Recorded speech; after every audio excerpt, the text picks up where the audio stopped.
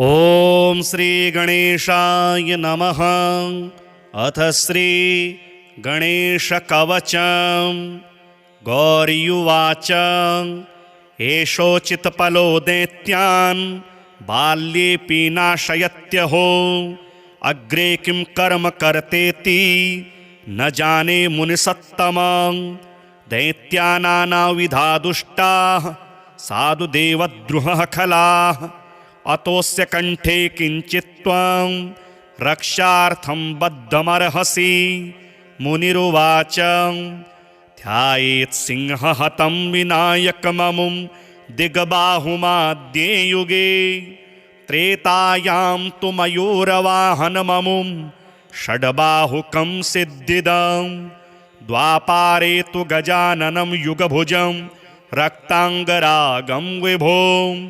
तुर्ये तु द्विभुजं सितांगरुचिरं सर्वार्थदं सर्वदा। विनायकः शिखां पातु परमात्मा परात्परः। अतिसुन्दरकायस्तु मस्तकं सुमहोत्कटः। ललाटं कश्यपः पातु भ्रियुगं तु महोदरः। नयने भालचन्द्रस्तु गजास्यस्तोष्टपल्लवौ। जिह्वां पातु गणक्रीडश्चिबुकं गिरिजासुतः। वाचं विनायकः पातु दन्तान् रक्षतु विघ्नः। श्रवणौ पाशपाणिस्तु नासिकां चिन्तितार्थदः। गणेशस्तु मुखं कण्ठं पातु देवो गणञ्जयः। स्कन्धौ पातु गजस्कन्धः स्तनौ विघ्नविनाशनः। हृदयं गणनाथस्तु हेरम्बो जठरं महान्। धराधरः पातु पार्श्वौ पृष्ठं विघ्नहरः शुभः। लिङ्गं गुह्यं सदा पातु वक्रतुण्डो महाबलः। गणक्रीडो जानुसङ्घे ऊरो मङ्गलमूर्तिमान्। एकदं तो महाबुद्धिः पादौ गुल्फौ सदावतु। क्षिप्रप्रसादनो बाहु पाणि आशा प्रपूरकः। अङ्गुलिश्च नखान् पातु पद्महस्तो रिनाशनः। सर्वाङ्गानि मयूरेषु विश्वव्यापी सदावतु। अनुक्तमपि यत् स्थानं धूम्रकेतुः सदावतु। आमोदस्त्वग्रतः पातु प्रमोदः पृष्ठतोऽवतु। प्राच्यां रक्षतु बुद्धिशां आग्नेयां सिद्धिदायकः। दक्षिणास्यामुमा पुत्रो नैऋत्यां तु गणेश्वरः। प्रतीच्यां विघ्नहर्ताव्याद् वायव्यां गजकर्णकः।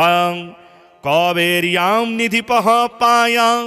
ईशान्यामीशनन्दनः। दिवाव्यादेकदन्तस्तु रात्रौ सन्ध्यासु विघ्नहृतं। राक्षसासुरवेतालं ग्रहभूतपिशाचतः। पाशाङ्कुशधरः पातु रजः सत्त्वतमः स्मृतिः। ज्ञानं धर्मं च लक्ष्मीं च लज्जां कीर्ति तथा कुलं। वपुर्धनं च धान्यं च गृहां दारान् सुतान् सखीन्। सर्वायुधधरः पौत्रान् मयूरेशो वतात् सदा। कपिलोजादिकं पातु गजाश्वान्विकटोऽवतु। भूर्जपत्रे लिखित्वेदं यः कण्ठे धारयेत् सुधीः। न भयं जायते तस्य यक्षरक्ष्यः पिशाचतः। त्रिसन्ध्यं जपते यस्तु वज्रसारतनुर्भवेत्। यात्राकाले पठेद्यस्तु निर्विघ्नेन फलं लभेत्। युद्धकाले पठेद्यस्तु विजयं चाप्नुयाद्रुतं। मारणोच्चाटकाकर्षस्तम्भमोहनकर्मणि। सप्तवारं जपेदेतद्दिनानामेकविंशतिं। तत्तत्फलवाप्नोति साधको नात्र संशयः। एकविंशतिवारं च पठेत्तावद्दिनानि यः कारागृहगतं सद्यो राज्ञावध्यं च मोचयेत् राजदर्शनवेलायां पठेदेतत्त्रिवारतः स राजसं वशं नीत्वा प्रकृतिश्च सभां जयेत् इदं गणेशकवचं कश्यपेन समीरितं मुदगलाय च ये नाथ माण्डव्याय महर्षये मह्यं सप्राहु कृपया कवचं सर्वसिद्धिदं न देयं भक्तिहीनाय देयं श्रद्धावते शुभं यस्यानेन कृता रक्षा न बाधास्य भवेत् क्वचित् राक्षसासुरवेतालं दैत्यदानवसम्भवा एषोचित्पलो दैत्यान् बाल्येऽपि नाशयत्यहो अग्रे किं कर्म कर्तेति न जाने मुनिसत्तमं दैत्यानानाविधा दुष्टाः साधु देवद्रुहः खलाः अतोऽस्य कण्ठे किञ्चित् त्वं रक्षार्थं बद्धमर्हसि मुनिरुवाच ध्यायेत् सिंहहतं विनायकममुं दिग्बाहुमाद्ये युगे त्रेतायां तु मयूरवाहनममुं षड्बाहुकं सिद्धिदं द्वापारे तु गजाननं युगभुजं रक्ताङ्गरागं विभों तुर्ये तु द्विभुजं सिताङ्गरुचिरं सर्वार्थदं सर्वदा विनायकः शिखां पातु परमात्मा परात्परः अतिसुन्दरकायस्तु मस्तकं सुमहोत्कटः ललाटं कश्यपः पातु भ्रियुगं तु महोदरः नयने भालचन्द्रस्तु गजास्यस्तोष्टपल्लवौ जिह्वां पातु गणक्रीडश्चिबुकं गिरिजासुतः वाचं विनायकः पातु दन्तान् रक्षतु विघ्नः श्रवणौ पाशपाणिस्तु नासिकां चिन्तितार्थदः गणेशस्तु मुखं कण्ठं पातु देवो गणञ्जयः स्कन्धौ पातु गजस्कन्धः स्तनौ विघ्नविनाशनः हृदयं गणनाथस्तु हेरम्बो जठरं महान् धराधरः पातु पार्श्वौ पृष्ठं विघ्नहरः शुभः लिङ्गं गुह्यं सदा पातु वक्रतुण्डो महाबलः गणक्रीडो जानुसङ्घे ऊरो मङ्गलमूर्तिमान् एकदन्तो महाबुद्धिः पादौ गुल्फौ सदावतु क्षिप्रप्रसादनो बाहु पाणि आशाप्रपूरकः अङ्गुलिश्च नखान् पातु पद्महस्तोरिनाशनः सर्वाङ्गानि मयूरेषु विश्वव्यापी सदावतु अनुक्तमपि यत् स्थानं धूम्रकेतुः सदावतु आमोदस्त्वग्रतः पातु प्रमोदः पृष्ठतोऽवतु प्राच्यां रक्षतु बुद्धीशं आग्नेयां सिद्धिदायकः दक्षिणास्यामुमापुत्रो नैऋत्यां तु गणेश्वरः प्रतीच्यां विघ्नहर्ताव्याद् वायव्यां गजकर्णकः कौबेर्यां निधिपः पाया दीशान्यामीशनन्दनः दिवाव्यादेकदन्तस्तु रात्रौ सन्ध्यासु विघ्नहृतं राक्षसासुरवेतालं ग्रहभूतपिशाचतः पाशाङ्कुशधरः पातु रजः सत्त्वतमः स्मृतिः ज्ञानं धर्मं च लक्ष्मीं च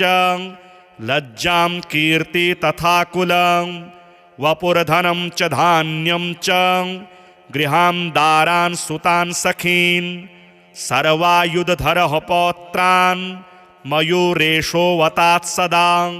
कपिलो जादिकं पातु गजाश्वान्विकटोऽवतु भूर्जपत्रे लिखित्वेदं यः कण्ठे धारयेत् सुधीः न भयं जायते तस्य यक्षरक्ष्यः पिशाचतः त्रिसन्ध्यं जपते यस्तु वज्रसारतनुर्भवेत् यात्राकाले पठेद्यस्तु निर्विघ्नेन फलं लभेत् युद्धकाले पठेद्यस्तु विजयं चाप्नुयाद्रुतं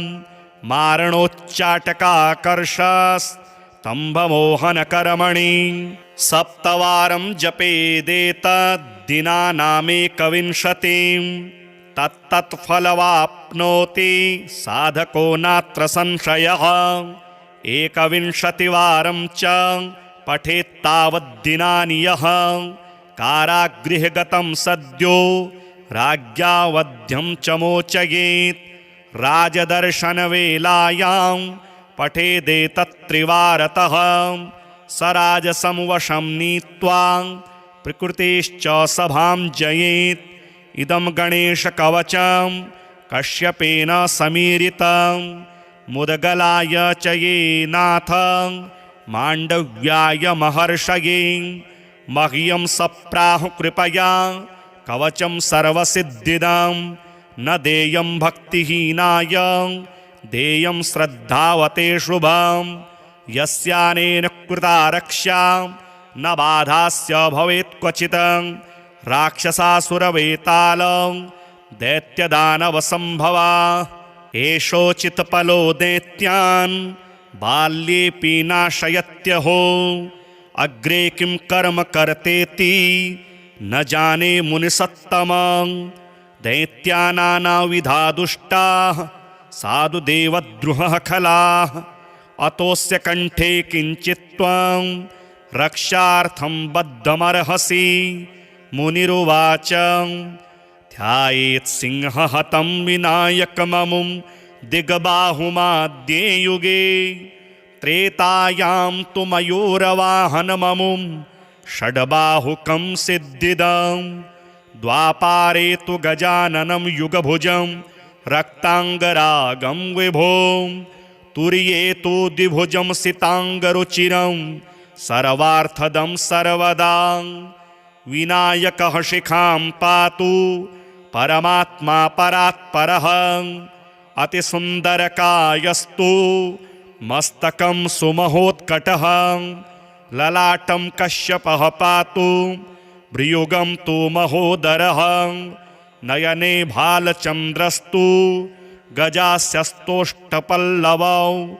जिह्वां पातु गणक्रीडश्चिबुकं गिरिजासुतः वाचं विनायकः पातु दन्तान् रक्षतु विघ्नः श्रवणौ पाशपाणिस्तु नासिकां चिन्तितार्थदः गणेशस्तु मुखं कण्ठं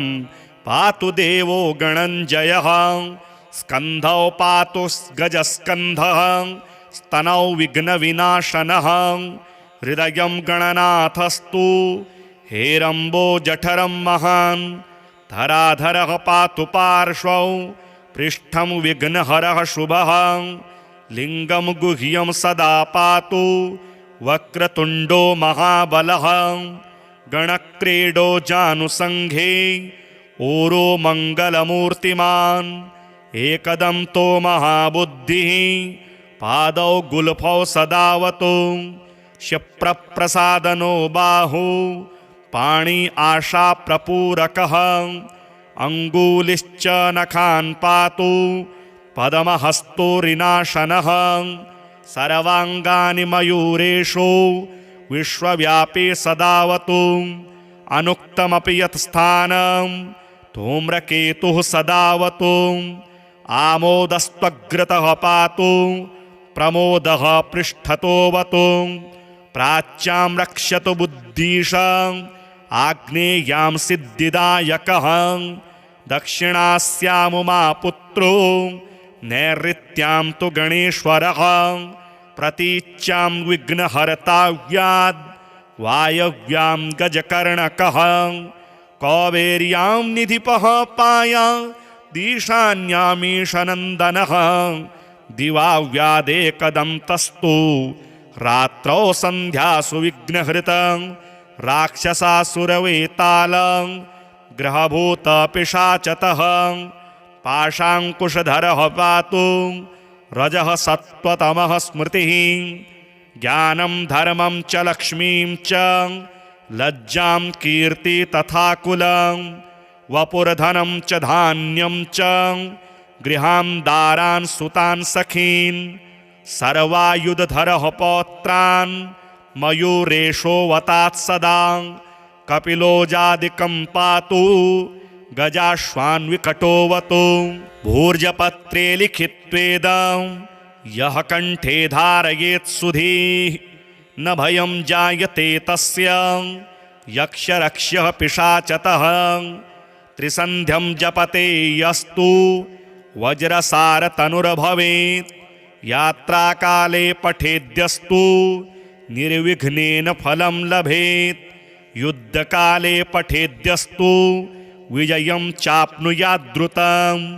मारणोच्चाटकाकर्षस्तम्भमोहनकर्मणि सप्तवारं जपेदेतद्दिनानामेकविंशतिं तत्तत्फलवाप्नोति साधको नात्र संशयः एकविंशतिवारं च पठेत्तावद्दिनानि यः कारागृहगतं सद्यो राज्ञा वध्यं च मोचयेत् राजदर्शनवेलायां पठेदेतत्त्रिवारतः स राजसं वशं नीत्वा प्रकृतिश्च सभां जयेत् इदं गणेशकवचं कश्यपेन समीरितं मुदगलाय च ये नाथ माण्डव्याय महर्षये मह्यं सप्राहु कृपया कवचं सर्वसिद्धिदं न देयं भक्तिहीनाय देयं श्रद्धावते शुभं यस्यानेन कृता रक्षा न बाधास्य भवेत् क्वचित् राक्षसासुरवेतालं दैत्यदानवसम्भवा एषोचित्पलो दैत्यान्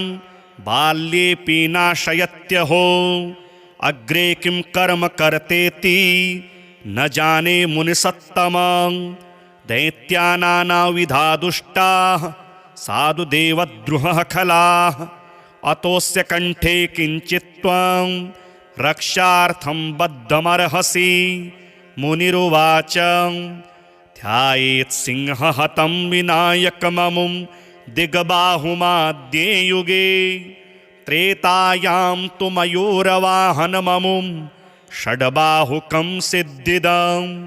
द्वापारे तु गजाननं युगभुजं रक्ताङ्गरागं विभों तुर्ये तु द्विभुजं सिताङ्गरुचिरं सर्वार्थदं सर्वदा विनायकः शिखां पातु परमात्मा परात्परः अतिसुन्दरकायस्तु मस्तकं सुमहोत्कटः ललाटं कश्यपः पातु भ्रियुगं तु महोदरः नयने भालचन्द्रस्तु गजास्यस्तोष्टपल्लवौ जिह्वां पातु गणक्रीडश्चिबुकं गिरिजासुतः वाचं विनायकः पातु दन्तान् रक्ष्यतु विघ्नः श्रवणौ पाशपाणिस्तु नासिकां चिन्तितार्थदः गणेशस्तु मुखं कण्ठं पातु देवो गणञ्जयः स्कन्धौ पातु गजस्कन्धः स्तनौ विघ्नविनाशनः हृदयं गणनाथस्तु हेरम्बो जठरं महान् धराधरः पातु पार्श्वौ पृष्ठं विघ्नहरः शुभः लिङ्गं गुह्यं सदा पातु वक्रतुण्डो महाबलः गणक्रीडो जानुसङ्घे ऊरो मङ्गलमूर्तिमान् एकदन्तो महाबुद्धिः पादौ गुल्फौ सदावतु क्षिप्रप्रसादनो बाहु पाणि आशाप्रपूरकः अङ्गुलिश्च नखान् पातु पद्महस्तोरिनाशनः सर्वाङ्गानि मयूरेषु विश्वव्यापी सदावतु अनुक्तमपि यत् स्थानं धूम्रकेतुः सदावतु आमोदस्त्वग्रतः पातु प्रमोदः पृष्ठतोऽवतु प्राच्यां रक्षतु बुद्धिशां आग्नेयां सिद्धिदायकः दक्षिणास्यामुमापुत्रो नैऋत्यां तु गणेश्वरः प्रतीच्यां विघ्नहर्ताव्याद् वायव्यां गजकर्णकः कौबेर्यां निधिपः पाया दीशान्यामीशनन्दनः दिवाव्यादेकदन्तस्तु रात्रौ सन्ध्यासु विघ्नहृतं राक्षसासुरवेतालं ग्रहभूतपिशाचतः पाशाङ्कुशधरः पातु रजः सत्त्वतमः स्मृतिः ज्ञानं धर्मं च लक्ष्मीं च लज्जां कीर्ति तथा कुलं वपुर्धनं च धान्यं च गृहां दारान् सुतान् सखीन् सर्वायुधधरः पौत्रान् मयूरेशोऽवतात् सदा कपिलोजादिकं पातु गजाश्वान्विकटोऽवतु भूर्जपत्रे लिखित्वेदं यः कण्ठे धारयेत् सुधीः न भयं जायते तस्य यक्षरक्ष्यः पिशाचतः त्रिसन्ध्यं जपते यस्तु वज्रसारतनुर्भवेत् यात्राकाले पठेद्यस्तु निर्विघ्नेन फलं लभेत् युद्धकाले पठेद्यस्तु विजयं चाप्नुयाद्रुतं मारणोच्चाटकाकर्षस्तम्भमोहनकर्मणि सप्तवारं जपेदेतद्दिनानामेकविंशतिं तत्तत्फलवाप्नोति साधको नात्र संशयः एकविंशतिवारं च पठेत्तावद्दिनानि यः कारागृहगतं सद्यो राज्ञावध्यं च मोचयेत् राजदर्शनवेलायां पठेदेतत्त्रिवारतः स राजसं वशं नीत्वा प्रकृतिश्च सभां जयेत् इदं गणेशकवचं कश्यपेन समीरितं मुदगलाय च ये नाथ माण्डव्याय महर्षये मह्यं सप्राहु कृपया कवचं सर्वसिद्धिदं न देयं भक्तिहीनाय देयं श्रद्धावते शुभं यस्यानेन कृता रक्षा न बाधास्य भवेत् क्वचित् राक्षसासुरवेतालं दैत्यदानवसम्भवा एषोचित्पलो दैत्यान् बाल्येऽपि नाशयत्यहो अग्रे किं कर्म कर्तेति न जाने मुनिसत्तमं दैत्यानानाविधा दुष्टाः साधुदेवद्रुहः खलाः अतोऽस्य कण्ठे किञ्चित् त्वं रक्षार्थं बद्धमर्हसि मुनिरुवाच ध्यायेत् सिंहहतं विनायकममुं दिग्बाहुमाद्ये युगे त्रेतायां तु मयूरवाहनममुं षड्बाहुकं सिद्धिदं द्वापारे तु गजाननं युगभुजं रक्ताङ्गरागं विभों तुर्ये तु द्विभुजं सिताङ्गरुचिरं सर्वार्थदं सर्वदा विनायकः शिखां पातु परमात्मा परात्परः अतिसुन्दरकायस्तु मस्तकं सुमहोत्कटः ललाटं कश्यपः पातु भ्रियुगं तु महोदरः नयने भालचन्द्रस्तु गजास्यस्तोष्टपल्लवौ जिह्वां पातु गणक्रीडश्चिबुकं गिरिजासुतः वाचं विनायकः पातु दन्तान् रक्षतु विघ्नः श्रवणौ पाशपाणिस्तु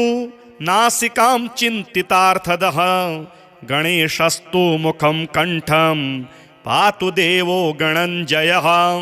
स्कन्धौ पातु गजस्कन्धः स्तनौ विघ्नविनाशनः हृदयं गणनाथस्तु हेरम्बो जठरं महान्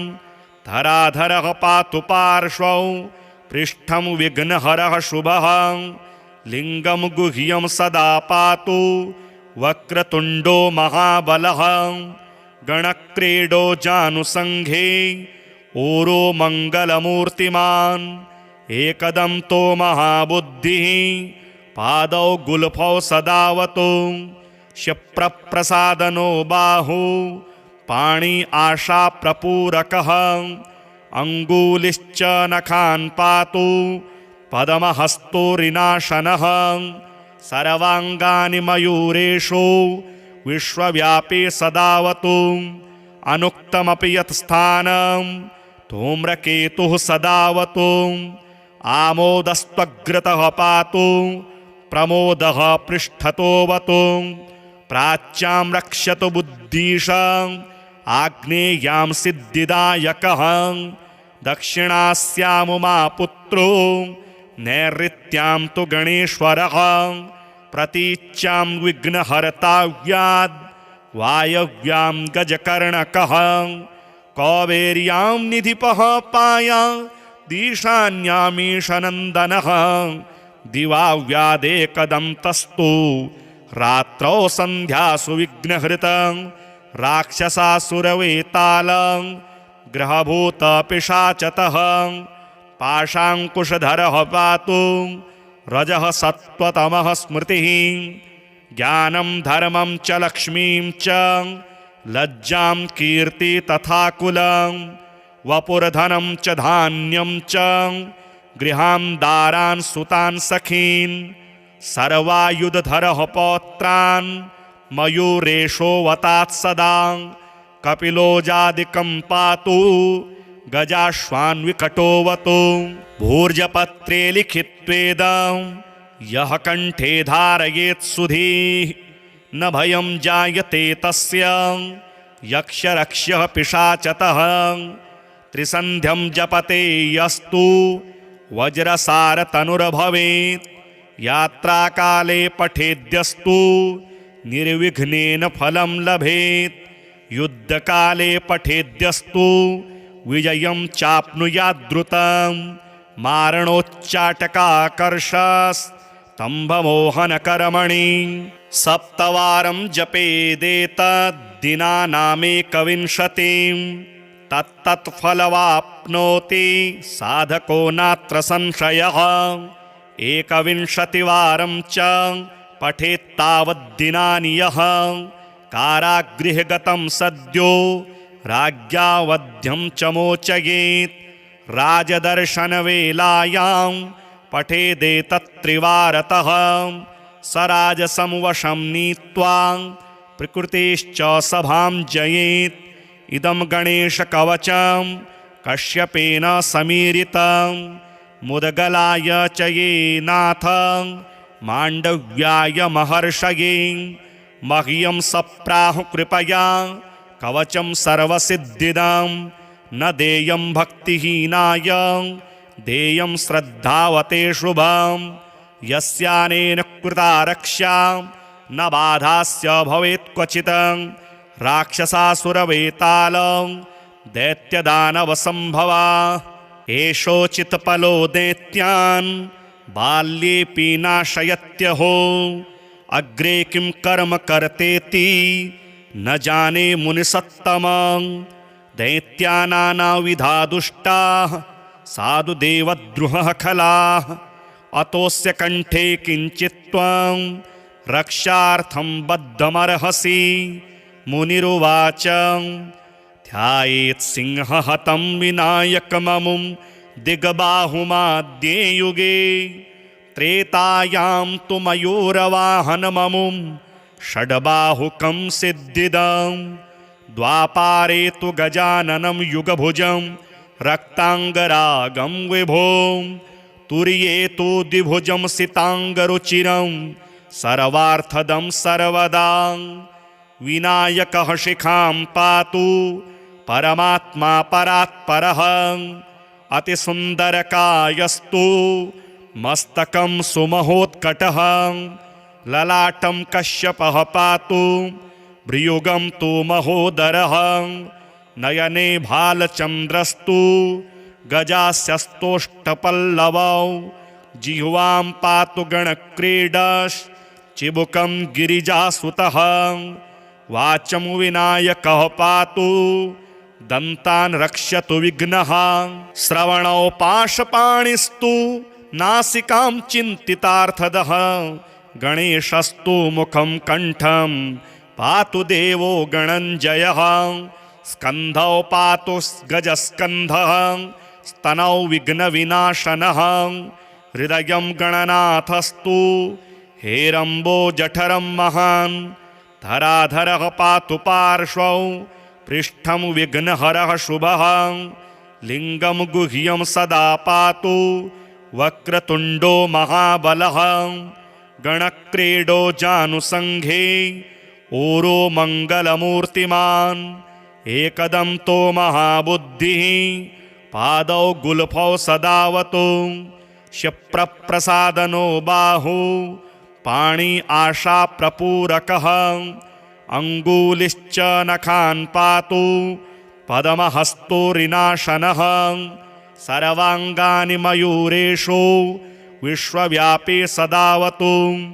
अनुक्तमपि यत् स्थानं धूम्रकेतुः सदावतु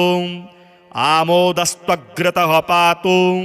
प्रमोदः पृष्ठतोऽवतु प्राच्यां रक्षतु बुद्धीशां आग्नेयां सिद्धिदायकः दक्षिणास्यामुमापुत्रो नैऋत्यां तु गणेश्वरः प्रतीच्यां विघ्नहर्ताव्याद् वायव्यां गजकर्णकः कौबेर्यां निधिपः पाया दीशान्यामीशनन्दनः दिवाव्यादेकदन्तस्तु रात्रौ सन्ध्यासु विघ्नहृतं राक्षसासुरवेतालं ग्रहभूतपिशाचतः पाशाङ्कुशधरः पातु रजः सत्त्वतमः स्मृतिः ज्ञानं धर्मं च लक्ष्मीं च लज्जां कीर्ति तथा कुलं वपुर्धनं च धान्यं च गृहान् दारान् सुतान् सखीन् सर्वायुधधरः पौत्रान् मयूरेशो वतात् सदा कपिलो जादिकं पातु गजाश्वान् विकटोऽवतु भूर्जपत्रे लिखित्वेदं यः कण्ठे धारयेत् सुधीः न भयं जायते तस्य यक्षरक्ष्यः पिशाचतः त्रिसन्ध्यं जपते यस्तु वज्रसारतनुर्भवेत् यात्राकाले पठेद्यस्तु निर्विघ्नेन फलं लभेत् युद्धकाले पठेद्यस्तु विजयं चाप्नुयाद्रुतं मारणोच्चाटकाकर्षस्तम्भमोहनकर्मणि सप्तवारं जपेदेतद्दिनानामेकविंशतिं तत्तत्फलवाप्नोति साधको नात्र संशयः एकविंशतिवारं च पठेत्तावद्दिनानि यः कारागृहगतं सद्यो राज्ञावध्यं च मोचयेत् राजदर्शनवेलायां पठेदेतत्त्रिवारतः स राजसं वशं नीत्वा प्रकृतेश्च सभां जयेत् इदं गणेशकवचं कश्यपेन समीरितं मुदगलाय च ये नाथ माण्डव्याय महर्षये मह्यं सप्राहु कृपया कवचं सर्वसिद्धिदं न देयं भक्तिहीनाय देयं श्रद्धावते शुभं यस्यानेन कृता रक्षा न बाधास्य भवेत् क्वचित् राक्षसासुरवेतालं दैत्यदानवसम्भवा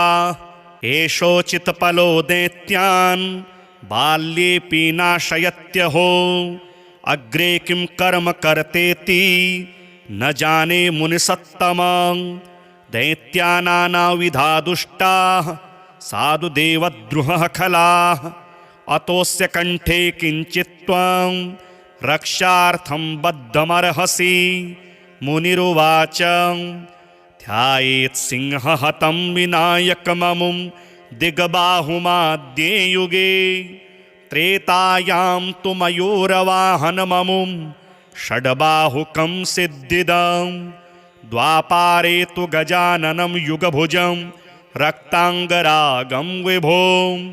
तुर्येतो द्विभुजं सिताङ्गरुचिरं सर्वार्थदं सर्वदा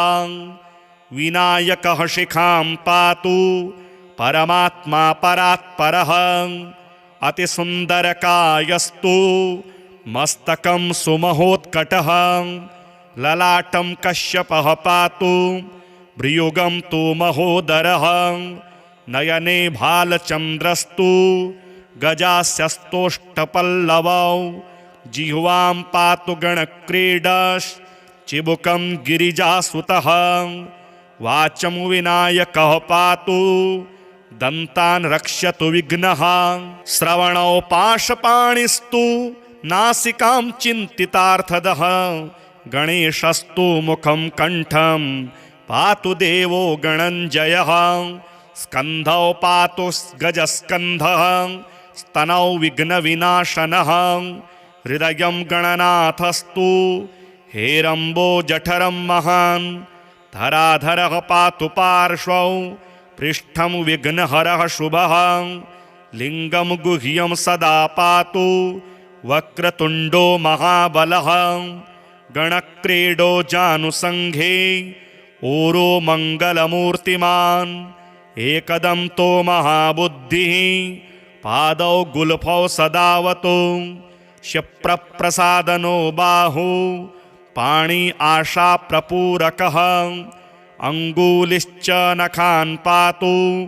पद्महस्तोरिनाशनः सर्वाङ्गानि मयूरेषु विश्वव्यापी सदावतु अनुक्तमपि यत्स्थानं धूम्रकेतुः सदावतु आमोदस्त्वग्रतः पातु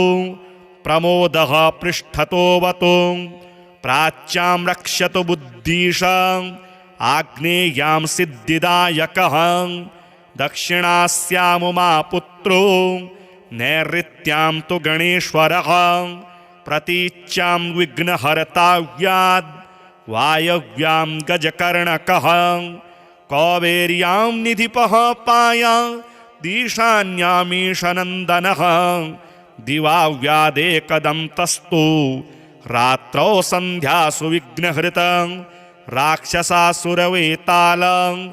ग्रहभूतपिशाचतः पाशाङ्कुशधरः पातु रजः सत्त्वतमः स्मृतिः ज्ञानं धर्मं च लक्ष्मीं च लज्जां कीर्ति तथा कुलं वपुर्धनं च धान्यं च गृहां दारान् सुतान् सखीन् सर्वायुधधरः पौत्रान् मयूरेशोऽवतात् सदा कपिलोजादिकं पातु गजाश्वान्विकटोऽवतु भूर्जपत्रे लिखित्वेदं यः कण्ठे धारयेत् सुधीः न भयं जायते तस्य यक्षरक्ष्यः पिशाचतः त्रिसन्ध्यं जपते यस्तु वज्रसारतनुर्भवेत् यात्राकाले पठेद्यस्तु निर्विघ्नेन फलं लभेत् युद्धकाले पठेद्यस्तु विजयं चाप्नुयाद्रुतं मारणोच्चाटकाकर्षस्तम्भमोहनकर्मणि सप्तवारं जपेदेतद्दिनानामेकविंशतिं तत्तत्फलवाप्नोति साधको नात्र संशयः एकविंशतिवारं च पठेत्तावद्दिनानि यः कारागृहगतं सद्यो राज्ञावध्यं च मोचयेत् राजदर्शनवेलायां पठेदेतत्त्रिवारतः स राजसंवशं नीत्वा प्रकृतिश्च सभां जयेत्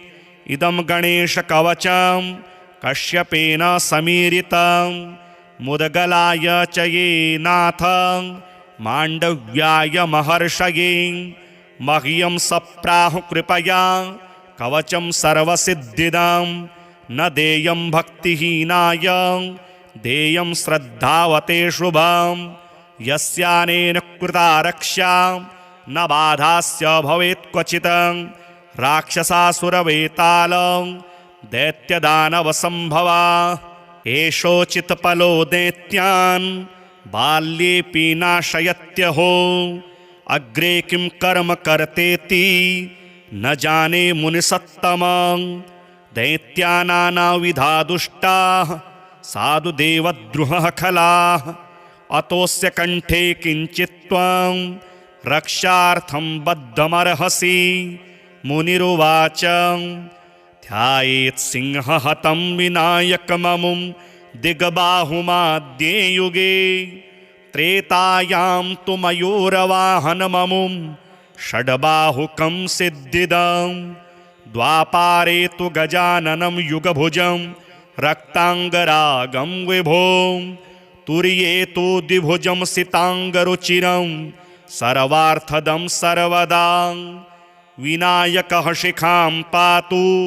परमात्मा परात्परः अतिसुन्दरकायस्तु मस्तकं सुमहोत्कटः ललाटं कश्यपः पातु भ्रियुगं तु महोदरः नयने भालचन्द्रस्तु गजास्यस्तोष्टपल्लवौ जिह्वां पातु गणक्रीडश्चिबुकं गिरिजासुतः वाचं विनायकः पातु दन्तान् रक्षतु विघ्नः श्रवणौ पाशपाणिस्तु नासिकां चिन्तितार्थदः गणेशस्तु मुखं कण्ठं पातु देवो गणञ्जयः स्कन्धौ पातु गजस्कन्धः स्तनौ विघ्नविनाशनः हृदयं गणनाथस्तु हेरम्बो जठरं महान् धराधरः पातु पार्श्वौ पृष्ठं विघ्नहरः शुभः लिङ्गं गुह्यं सदा पातु वक्रतुण्डो महाबलः गणक्रीडो जानुसङ्घे ऊरो मङ्गलमूर्तिमान् एकदन्तो महाबुद्धिः पादौ गुल्फौ सदावतु क्षिप्रप्रसादनो बाहु पाणि आशाप्रपूरकः अङ्गुलिश्च नखान् पातु पद्महस्तोरिनाशनः सर्वाङ्गानि मयूरेषु विश्वव्यापी सदावतु अनुक्तमपि यत् स्थानं धूम्रकेतुः सदावतु आमोदस्त्वग्रतः पातु प्रमोदः पृष्ठतोऽवतु प्राच्यां रक्षतु बुद्धीशाम् आग्नेयां सिद्धिदायकः दक्षिणास्यामुमापुत्रो नैऋत्यां तु गणेश्वरः प्रतीच्यां विघ्नहर्ताव्याद् वायव्यां गजकर्णकः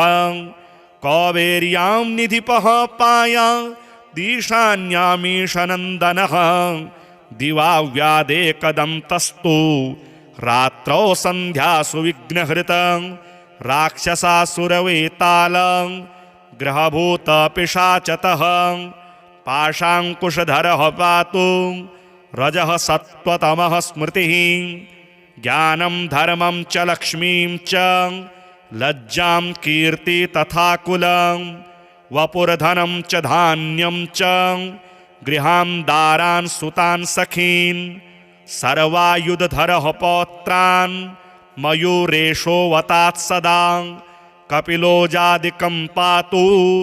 गजाश्वान्विकटोऽवतु भूर्जपत्रे लिखित्वेदं यः कण्ठे धारयेत् सुधीः न भयं जायते तस्य यक्षरक्ष्यः पिशाचतः त्रिसन्ध्यं जपते यस्तु वज्रसारतनुर्भवेत्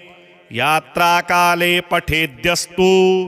निर्विघ्नेन फलं लभेत् युद्धकाले पठेद्यस्तु विजयं चाप्नुयाद्रुतं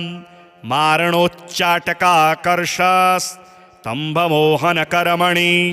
सप्तवारं जपेदेतद्दिनानामेकविंशतिं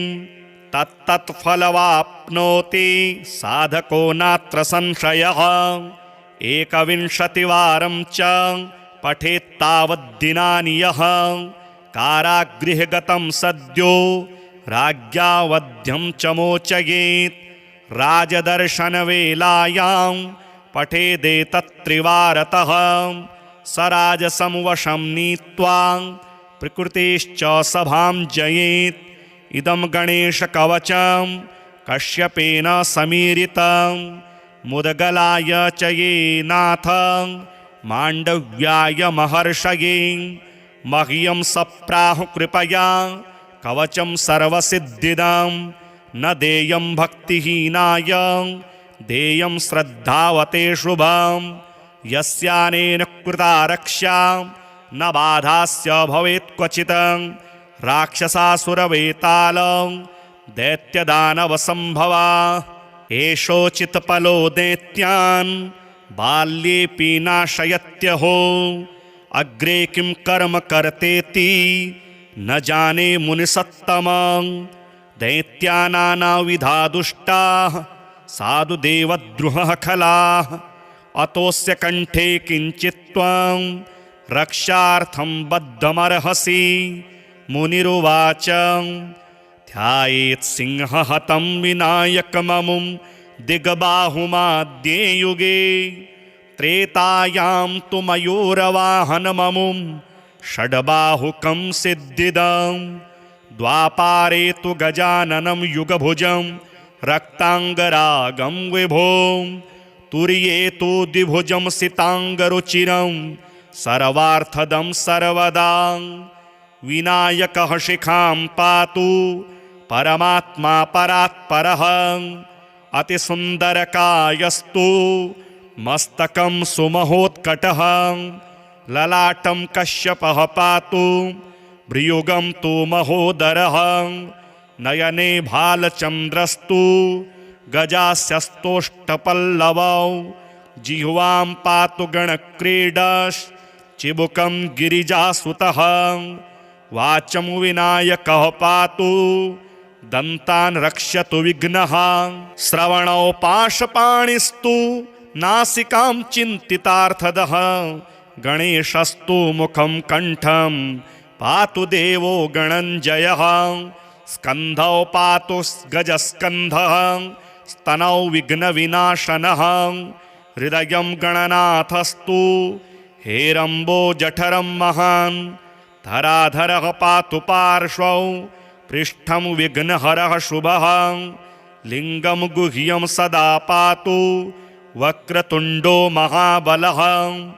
गणक्रीडो जानुसङ्घे ऊरो मङ्गलमूर्तिमान् एकदन्तो महाबुद्धिः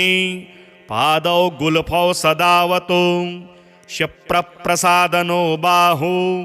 पाणि आशाप्रपूरकः अङ्गुलिश्च नखान् पातु पद्महस्तोरिनाशनः सर्वाङ्गानि मयूरेषु विश्वव्यापी सदावतु अनुक्तमपि यत् स्थानं धूम्रकेतुः सदावतु आमोदस्त्वग्रतः पातु प्रमोदः पृष्ठतोऽवतु प्राच्यां रक्षतु बुद्धीशं आग्नेयां सिद्धिदायकः दक्षिणास्यामुमापुत्रो नैऋत्यां तु गणेश्वरः प्रतीच्यां विघ्नहर्ताव्याद् वायव्यां गजकर्णकः कौबेर्यां निधिपः पाया दीशान्यामीशनन्दनः दिवाव्यादेकदन्तस्तु रात्रौ सन्ध्यासु विघ्नहृतं राक्षसासुरवेतालं ग्रहभूतपिशाचतः पाशाङ्कुशधरः पातु रजः सत्त्वतमः स्मृतिः ज्ञानं धर्मं च लक्ष्मीं च लज्जां कीर्ति तथा कुलं वपुर्धनं च धान्यं च गृहान् दारान् सुतान् सखीन् सर्वायुधधरः पौत्रान् मयूरेशो वतात् सदा कपिलो जादिकं पातु गजाश्वान्विकटोऽवतु भूर्जपत्रे लिखित्वेदं यः कण्ठे धारयेत् सुधीः न भयं जायते तस्य यक्षरक्ष्यः पिशाचतः त्रिसन्ध्यं जपते यस्तु वज्रसारतनुर्भवेत् यात्राकाले पठेद्यस्तु निर्विघ्नेन फलं लभेत् युद्धकाले पठेद्यस्तु विजयं चाप्नुयाद्रुतं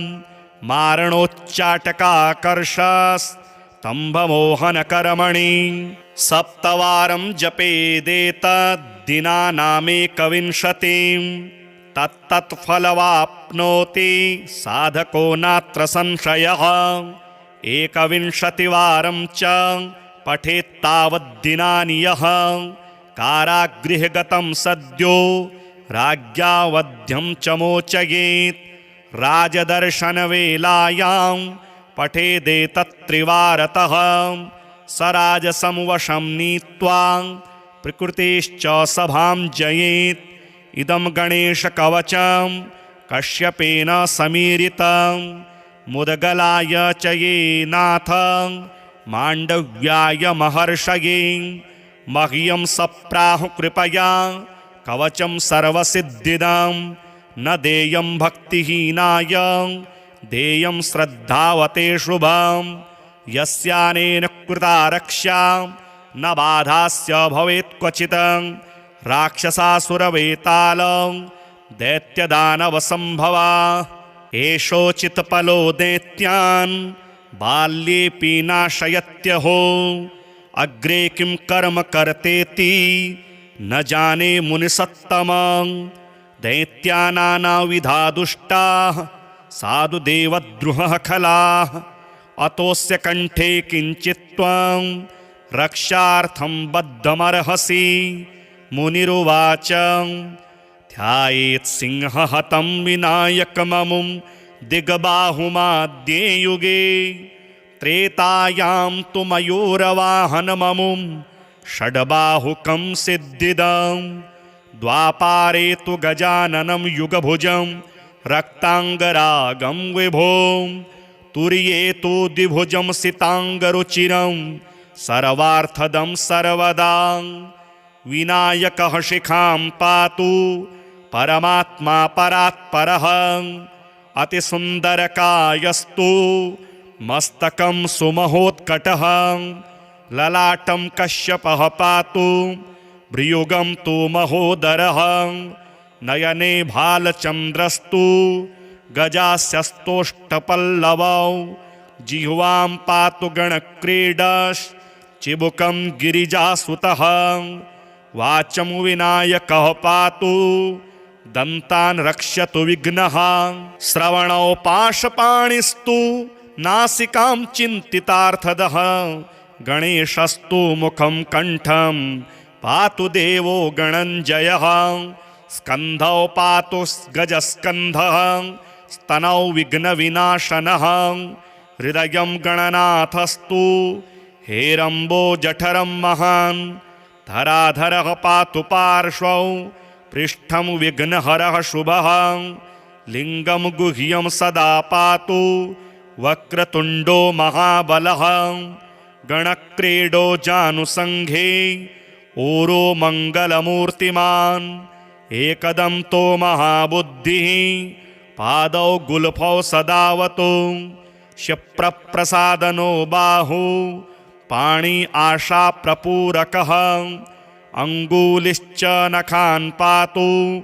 पद्महस्तोरिनाशनः सर्वाङ्गानि मयूरेषु विश्वव्यापी सदावतु अनुक्तमपि यत् स्थानं धूम्रकेतुः सदावतु आमोदस्त्वग्रतः पातु प्रमोदः पृष्ठतोऽवतु प्राच्यां रक्ष्यतु बुद्धीशं आग्नेयां सिद्धिदायकः दक्षिणास्यामुमा पुत्रो नैऋत्यां तु गणेश्वरः प्रतीच्यां विघ्नहर्ताव्याद् वायव्यां गजकर्णकः कौबेर्यां निधिपः पाया दीशान्यामीशनन्दनः दिवाव्यादेकदन्तस्तु रात्रौ सन्ध्यासु विघ्नहृतं राक्षसासुरवेतालं ग्रहभूतपिशाचतः पाशाङ्कुशधरः पातु रजः सत्त्वतमः स्मृतिः ज्ञानं धर्मं च लक्ष्मीं च लज्जां कीर्ति तथा कुलं वपुर्धनं च धान्यं च गृहान् दारान् सुतान् सखीन् सर्वायुधधरः पौत्रान् मयूरेशोऽवतात् सदा कपिलोजादिकं पातु गजाश्वान्विकटोऽवतु भूर्जपत्रे लिखित्वेदं यः कण्ठे धारयेत् सुधीः न भयं जायते तस्य यक्षरक्ष्यः पिशाचतः त्रिसन्ध्यं जपते यस्तु वज्रसारतनुर्भवेत् यात्राकाले पठेद्यस्तु निर्विघ्नेन फलं लभेत् युद्धकाले पठेद्यस्तु विजयं चाप्नुयाद्रुतं मारणोच्चाटकाकर्षस्तम्भमोहनकर्मणि सप्तवारं जपेदेतद्दिनानामेकविंशतिं तत्तत्फलवाप्नोति साधको नात्र संशयः एकविंशतिवारं च पठेत्तावद्दिनानि यः कारागृहगतं सद्यो राज्ञा वध्यं च मोचयेत् राजदर्शनवेलायां पठेदेतत्त्रिवारतः स राजसंवशं नीत्वा प्रकृतिश्च सभां जयेत् इदं गणेशकवचं कश्यपेन समीरितं मुदगलाय च ये नाथ माण्डव्याय महर्षये मह्यं सप्राहु कृपया कवचं सर्वसिद्धिदं न देयं भक्तिहीनाय देयं श्रद्धावते शुभं यस्यानेन कृता रक्षा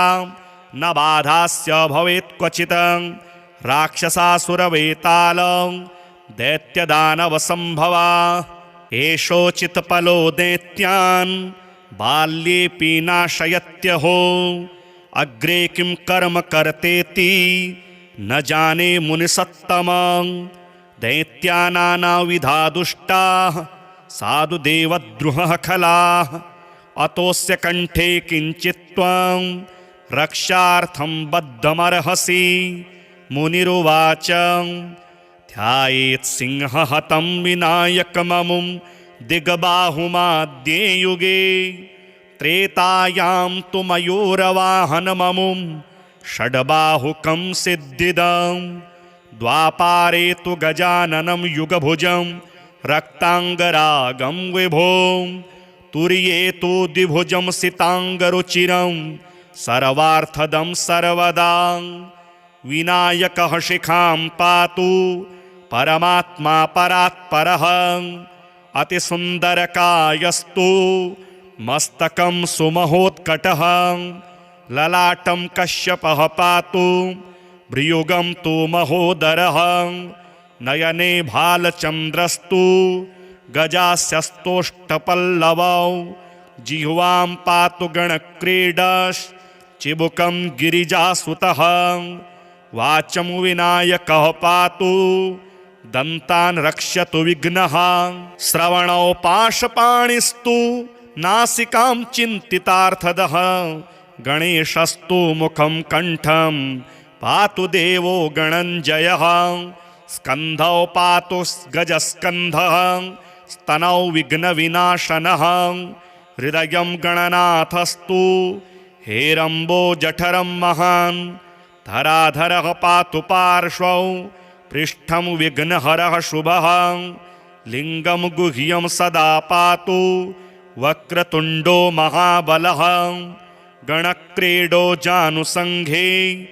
ऊरो मङ्गलमूर्तिमान् एकदन्तो महाबुद्धिः पादौ गुल्फौ सदावतु क्षिप्रप्रसादनो बाहु पाणि आशाप्रपूरकः अङ्गुलिश्च नखान् पातु पद्महस्तोरिनाशनः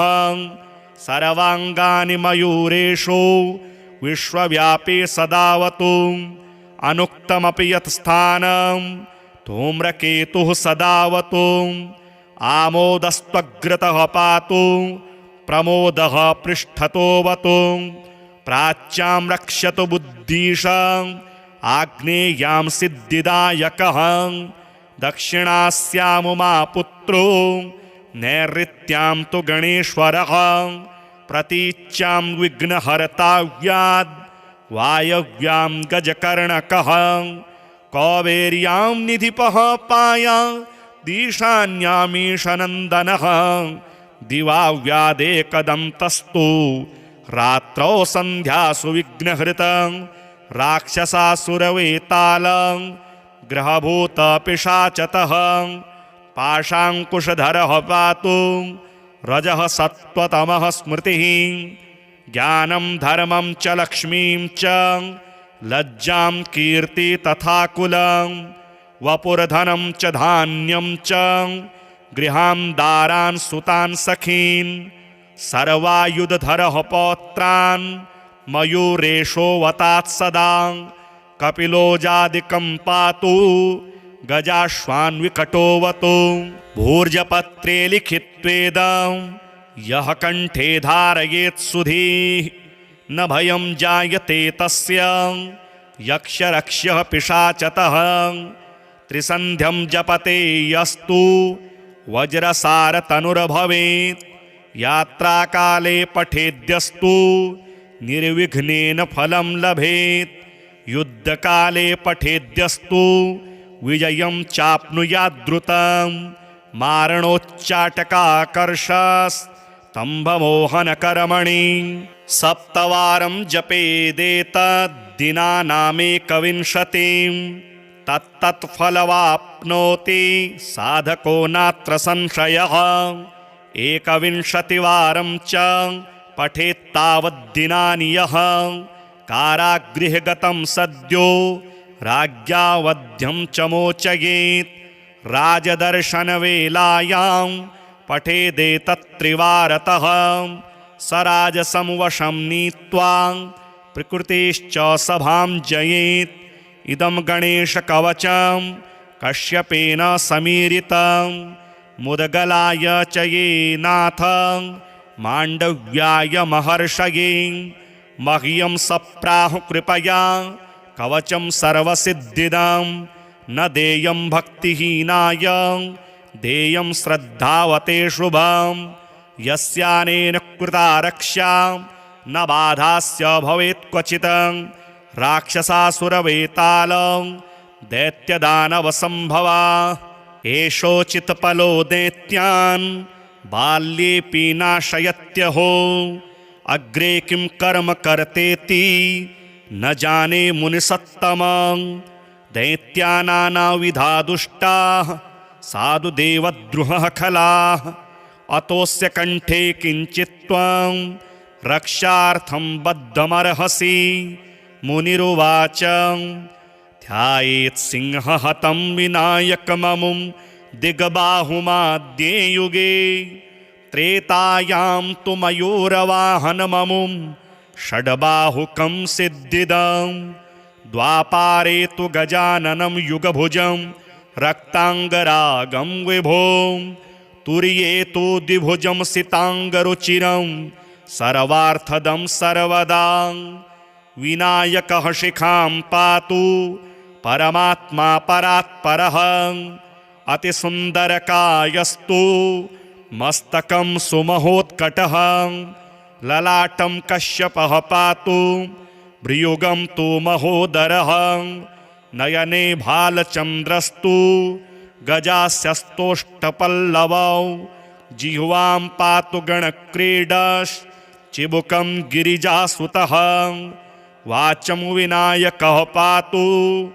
दन्तान् रक्ष्यतु विघ्नः श्रवणौ पाशपाणिस्तु नासिकां चिन्तितार्थदः गणेशस्तु मुखं कण्ठं पातु देवो गणञ्जयः स्कन्धौ पातु गजस्कन्धः स्तनौ विघ्नविनाशनः हृदयं गणनाथस्तु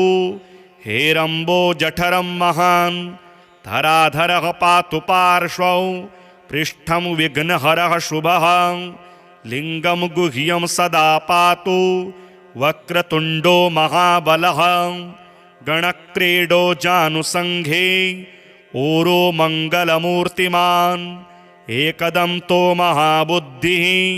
पादौ गुल्फौ सदावतु क्षिप्रप्रसादनो बाहु पाणि आशाप्रपूरकः अङ्गुलिश्च नखान् पातु पद्महस्तोरिनाशनः सर्वाङ्गानि मयूरेषु विश्वव्यापी सदावतु अनुक्तमपि यत् स्थानं धूम्रकेतुः सदावतु आमोदस्त्वग्रतः पातु प्रमोदः पृष्ठतोऽवतु प्राच्यां रक्षतु बुद्धीशं आग्नेयां सिद्धिदायकः दक्षिणास्यामुमा पुत्रो नैऋत्यां तु गणेश्वरः प्रतीच्यां विघ्नहर्ताव्याद् वायव्यां गजकर्णकः कौबेर्यां निधिपः पाया ईशान्यामीशनन्दनः दिवाव्यादेकदन्तस्तु रात्रौ सन्ध्यासु विघ्नहृतं राक्षसासुरवेतालं ग्रहभूतपिशाचतः पाशाङ्कुशधरः पातु रजः सत्त्वतमः स्मृतिः ज्ञानं धर्मं च लक्ष्मीं च लज्जां कीर्ति तथा कुलं वपुर्धनं च धान्यं च गृहान् दारान् सुतान् सखीन् सर्वायुधधरः पौत्रान् मयूरेशो वतात् सदा कपिलोजादिकं पातु गजाश्वान्विकटोऽवतु भूर्जपत्रे लिखित्वेदं यः कण्ठे धारयेत् सुधीः न भयं जायते तस्य यक्षरक्ष्यः पिशाचतः त्रिसन्ध्यं जपते यस्तु वज्रसारतनुर्भवेत् यात्राकाले पठेद्यस्तु निर्विघ्नेन फलं लभेत् युद्धकाले पठेद्यस्तु विजयं चाप्नुयाद्रुतं मारणोच्चाटकाकर्षस्तम्भमोहनकर्मणि सप्तवारं जपेदेतद्दिनानामेकविंशतिं तत्तत्फलवाप्नोति साधको नात्र संशयः एकविंशतिवारं च पठेत्तावद्दिनानि यः कारागृहगतं सद्यो राज्ञावध्यं च मोचयेत् राजदर्शनवेलायां पठेदेतत्त्रिवारतः स राजसं वशं नीत्वा प्रकृतेश्च सभां जयेत् इदं गणेशकवचं कश्यपेन समीरितं मुदगलाय च ये नाथ माण्डव्याय महर्षये मह्यं सप्राहु कृपया कवचं सर्वसिद्धिदं न देयं भक्तिहीनाय देयं श्रद्धावते शुभं यस्यानेन कृता रक्षा न बाधास्य भवेत् क्वचित् राक्षसासुरवेतालं दैत्यदानवसम्भवा एषोचित्पलो दैत्यान् बाल्येऽपि नाशयत्यहो अग्रे किं कर्म कर्तेति न जाने मुनिसत्तमं दैत्यानानाविधा दुष्टाः साधु देवद्रुहः खलाः अतोऽस्य कण्ठे किञ्चित्त्वं रक्षार्थं बद्धमर्हसि मुनिरुवाच ध्यायेत् सिंहहतं विनायकममुं दिग्बाहुमाद्ये युगे त्रेतायां तु मयूरवाहनममुं षड्बाहुकं सिद्धिदं द्वापारे तु गजाननं युगभुजं रक्ताङ्गरागं विभों तुर्ये तु द्विभुजं सिताङ्गरुचिरं सर्वार्थदं सर्वदा विनायकः शिखां पातु परमात्मा परात्परः अतिसुन्दरकायस्तु मस्तकं सुमहोत्कटः ललाटं कश्यपः पातु भ्रियुगं तु महोदरः नयने भालचन्द्रस्तु गजास्यस्तोष्टपल्लवौ जिह्वां पातु गणक्रीडश्चिबुकं गिरिजासुतः वाचं विनायकः पातु दन्तान् रक्षतु विघ्नः श्रवणौ पाशपाणिस्तु नासिकां चिन्तितार्थदः गणेशस्तु मुखं कण्ठं पातु देवो गणञ्जयः स्कन्धौ पातु गजस्कन्धः स्तनौ विघ्नविनाशनः हृदयं गणनाथस्तु हेरम्बो जठरं महान् धराधरः पातु पार्श्वौ पृष्ठं विघ्नहरः शुभः लिङ्गं गुह्यं सदा पातु वक्रतुण्डो महाबलः गणक्रीडो जानुसङ्घे ऊरो मङ्गलमूर्तिमान् एकदन्तो महाबुद्धिः पादौ गुल्फौ सदावतु क्षिप्रप्रसादनो बाहु पाणि आशाप्रपूरकः अङ्गुलिश्च नखान् पातु पद्महस्तोरिनाशनः सर्वाङ्गानि मयूरेषु विश्वव्यापी सदावतु अनुक्तमपि यत् स्थानं धूम्रकेतुः सदावतु आमोदस्त्वग्रतः पातु प्रमोदः पृष्ठतोऽवतु प्राच्यां रक्षतु बुद्धिशाम् आग्नेयां सिद्धिदायकः दक्षिणास्यामुमा पुत्रो नैऋत्यां तु गणेश्वरः प्रतीच्यां विघ्नहर्ताव्याद् वायव्यां गजकर्णकः कौबेर्यां निधिपः पाया दीशान्यामीशनन्दनः दिवाव्यादेकदन्तस्तु रात्रौ सन्ध्यासु विघ्नहृतं राक्षसासुरवेतालं ग्रहभूतपिशाचतः पाशाङ्कुशधरः पातु रजः सत्त्वतमः स्मृतिः ज्ञानं धर्मं च लक्ष्मीं च लज्जां कीर्ति तथा कुलं वपुर्धनं च धान्यं च गृहान् दारान् सुतान् सखीन् सर्वायुधधरः पौत्रान् मयूरेशो वतात् सदा कपिलोजादिकं पातु गजाश्वान्विकटोऽवतु भूर्जपत्रे लिखित्वेदं यः कण्ठे धारयेत् सुधीः न भयं जायते तस्य यक्षरक्ष्यः पिशाचतः त्रिसन्ध्यं जपते यस्तु वज्रसारतनुर्भवेत् यात्राकाले पठेद्यस्तु निर्विघ्नेन फलं लभेत् युद्धकाले पठेद्यस्तु विजयं चाप्नुयाद्रुतं मारणोच्चाटकाकर्षस्तम्भमोहनकर्मणि सप्तवारं जपेदेतद्दिनानामेकविंशतिं तत्तत्फलवाप्नोति साधको नात्र संशयः एकविंशतिवारं च पठेत्तावद्दिनानि यः कारागृहगतं सद्यो राज्ञावध्यं च मोचयेत् राजदर्शनवेलायां पठेदेतत्त्रिवारतः स राजसंवशं नीत्वा प्रकृतिश्च सभां जयेत् इदं गणेशकवचं कश्यपेन समीरितं मुदगलाय च ये नाथ माण्डव्याय महर्षये मह्यं सप्राहु कृपया कवचं सर्वसिद्धिदं न देयं भक्तिहीनाय देयं श्रद्धावते शुभं यस्यानेन कृता रक्षा न बाधास्य भवेत् क्वचित् राक्षसासुरवेतालं दैत्यदानवसम्भवा एषोचित्पलो दैत्यान् बाल्येऽपि नाशयत्यहो अग्रे किं कर्म कर्तेति न जाने मुनिसत्तमं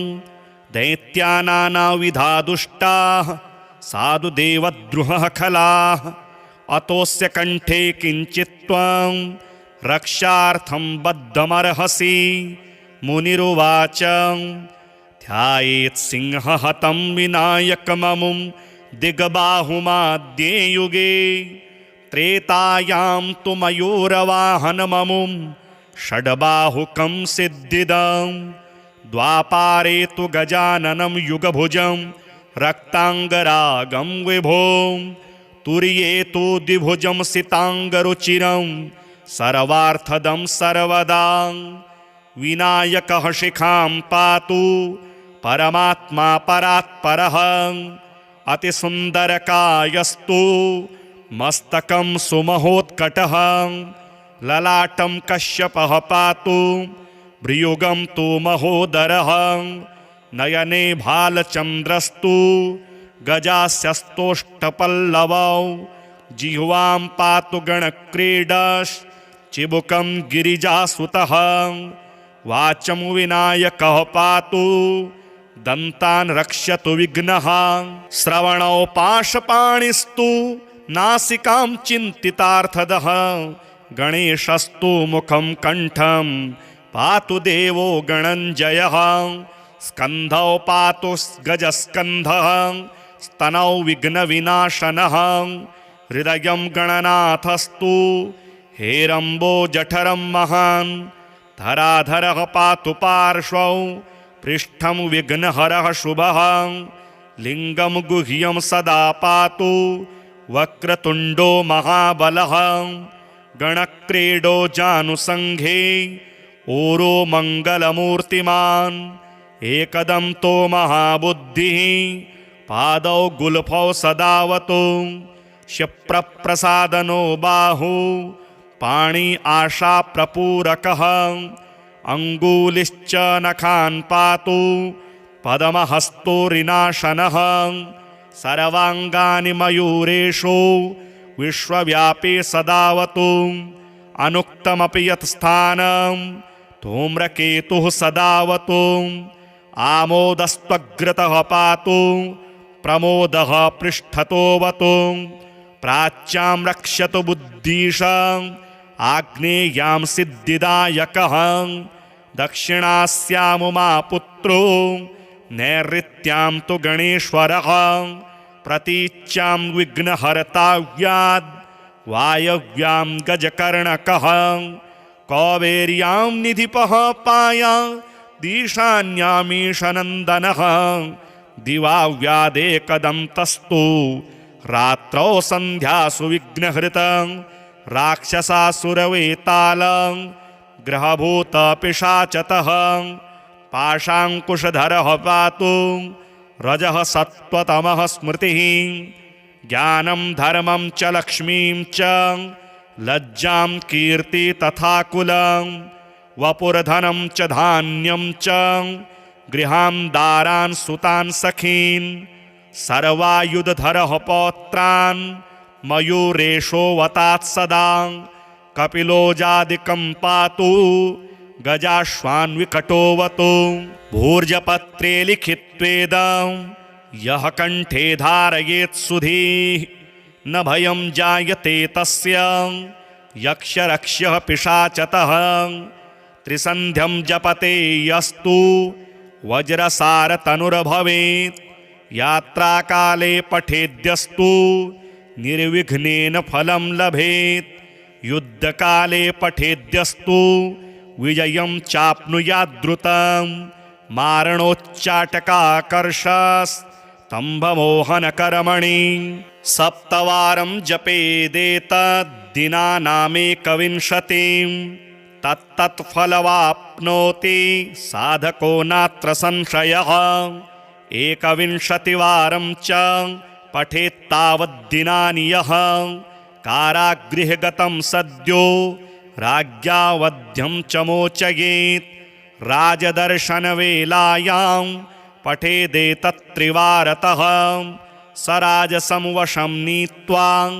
प्रकृतिश्च सभां जयेत्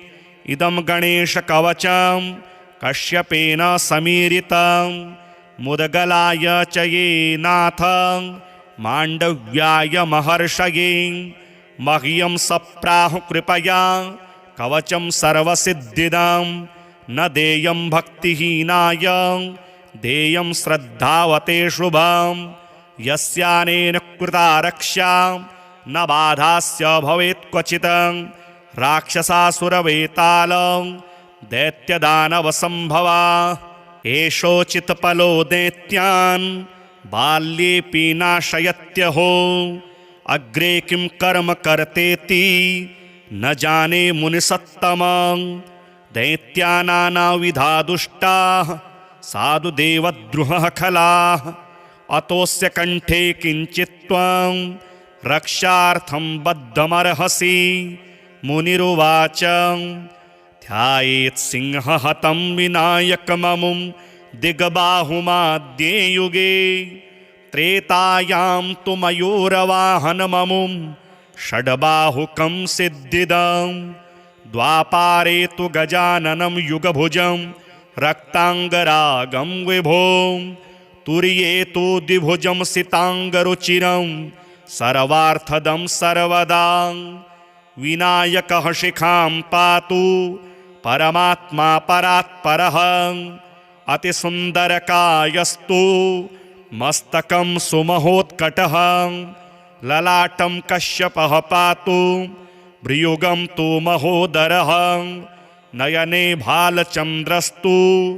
गजास्यस्तोष्टपल्लवौ। जिह्वां पातु गणक्रीडश्चिबुकं गिरिजासुतः। वाचं विनायकः पातु दन्तान् रक्षतु विघ्नः। श्रवणौ पाशपाणिस्तु नासिकां चिन्तितार्थदः। गणेशस्तु मुखं कण्ठं पातु देवो गणञ्जयः। स्कन्धौ पातु गजस्कन्धः स्तनौ विघ्नविनाशनः। हृदयं गणनाथस्तु हेरम्बो जठरं महान्। धराधरः पातु पार्श्वौ पृष्ठं विघ्नहरः शुभः। लिङ्गं गुह्यं सदा पातु वक्रतुण्डो महाबलः। गणक्रीडो जानुसङ्घे ऊरो मङ्गलमूर्तिमान्। एकदन्तो महाबुद्धिः पादौ गुल्फौ सदावतु। क्षिप्रप्रसादनो बाहु पाणि आशाप्रपूरकः। अङ्गुलिश्च नखान् पातु पद्महस्तोरिनाशनः। सर्वाङ्गानि मयूरेषु विश्वव्यापी सदावतु। अनुक्तमपि यत् स्थानं धूम्रकेतुः सदावतु। आमोदस्त्वग्रतः पातु प्रमोदः पृष्ठतोऽवतु। प्राच्यां रक्षतु बुद्धीशं आग्नेयां सिद्धिदायकः। दक्षिणास्यामुमापुत्रो नैऋत्यां तु गणेश्वरः। प्रतीच्यां विघ्नहर्ताव्याद् वायव्यां गजकर्णकः। कौबेर्यां निधिपः पाया दीशान्यामीशनन्दनः। दिवाव्यादेकदन्तस्तु रात्रौ सन्ध्यासु विघ्नहृतं।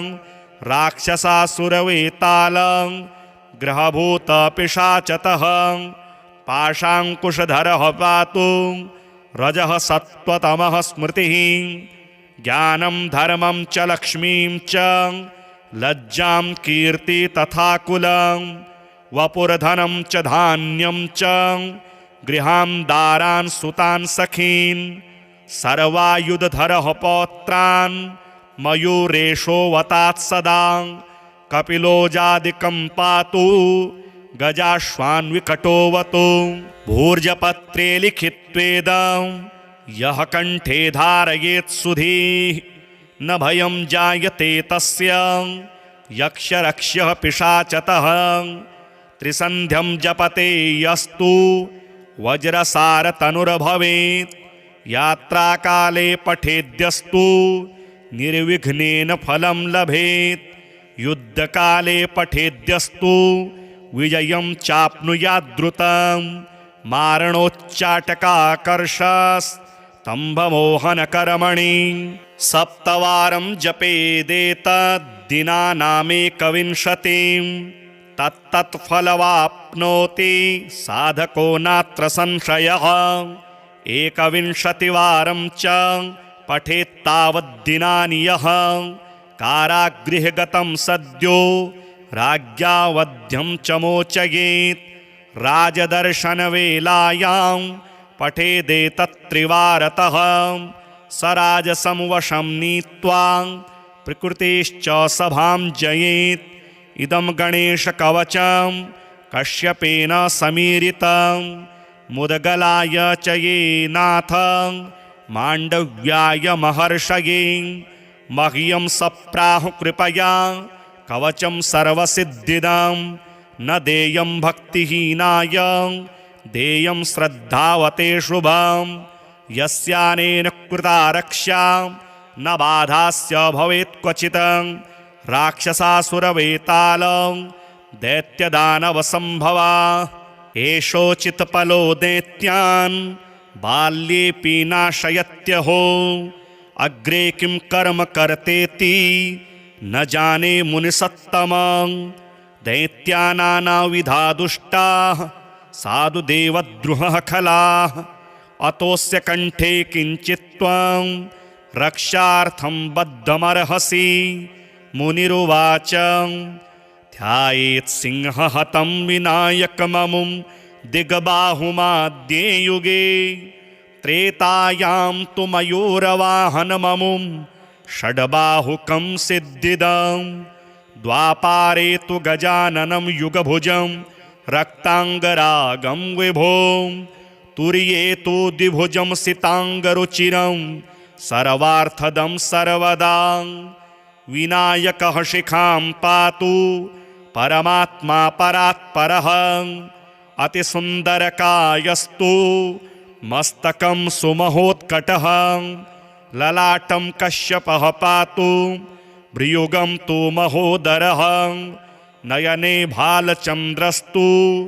गजास्यस्तोष्टपल्लवौ जिह्वां पातु गणक्रीडश् चिबुकं गिरिजासुतः वाचं विनायकः पातु दन्तान् रक्ष्यतु विघ्नः श्रवणौ पाशपाणिस्तु नासिकां चिन्तितार्थदः गणेशस्तु मुखं कण्ठं पातु देवो गणञ्जयः स्कन्धौ पातु गजस्कन्धः स्तनौ विघ्नविनाशनः हृदयं गणनाथस्तु हेरम्बो जठरं महान् धराधरः पातु पार्श्वौ पृष्ठं विघ्नहरः शुभः लिङ्गं गुह्यं सदा पातु वक्रतुण्डो महाबलः गणक्रीडो जानुसङ्घे ऊरो मङ्गलमूर्तिमान् एकदन्तो महाबुद्धिः पादौ गुल्फौ सदावतु क्षिप्रप्रसादनो बाहु पाणि आशाप्रपूरकः अङ्गुलिश्च नखान् पातु पद्महस्तोरिनाशनः सर्वाङ्गानि मयूरेषु विश्वव्यापी सदावतु अनुक्तमपि यत् स्थानं धूम्रकेतुः सदावतु आमोदस्त्वग्रतः पातु प्रमोदः पृष्ठतोऽवतु प्राच्यां रक्ष्यतु बुद्धीशां आग्नेयां सिद्धिदायकः दक्षिणास्यामुमा पुत्रो नैऋत्यां तु गणेश्वरः प्रतीच्यां विघ्नहर्ताव्याद् वायव्यां गजकर्णकः कौबेर्यां निधिपः पाया दीशान्यामीशनन्दनः दिवाव्यादेकदन्तस्तु रात्रौ सन्ध्यासु विघ्नहृतं राक्षसासुरवेतालं ग्रहभूतपिशाचतः पाशाङ्कुशधरः पातु रजः सत्त्वतमः स्मृतिः ज्ञानं धर्मं च लक्ष्मीं च लज्जां कीर्ति तथा कुलं वपुर्धनं च धान्यं च गृहान् दारान् सुतान् सखीन् सर्वायुधधरः पौत्रान्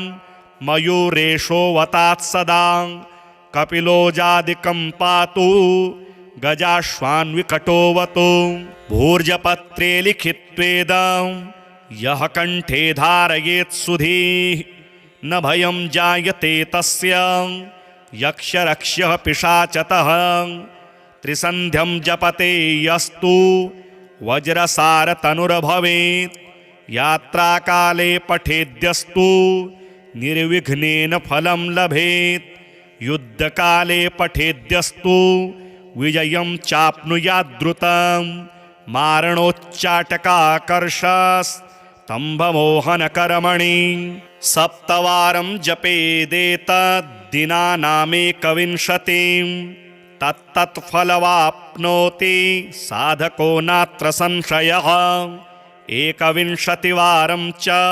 पठेत्तावद्दिनानि यः कारागृहगतं सद्यो राज्ञावध्यं च मोचयेत्। राजदर्शनवेलायां पठेदेतत्त्रिवारतः स राजसं वशं नीत्वा प्रकृतिश्च सभां जयेत्। इदं गणेशकवचं कश्यपेन समीरितं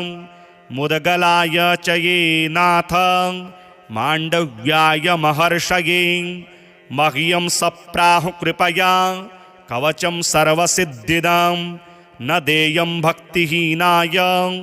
देयं श्रद्धावते शुभं। यस्यानेन कृता रक्षा न बाधास्य भवेत् क्वचित्। राक्षसासुरवेतालं दैत्यदानवसम्भवा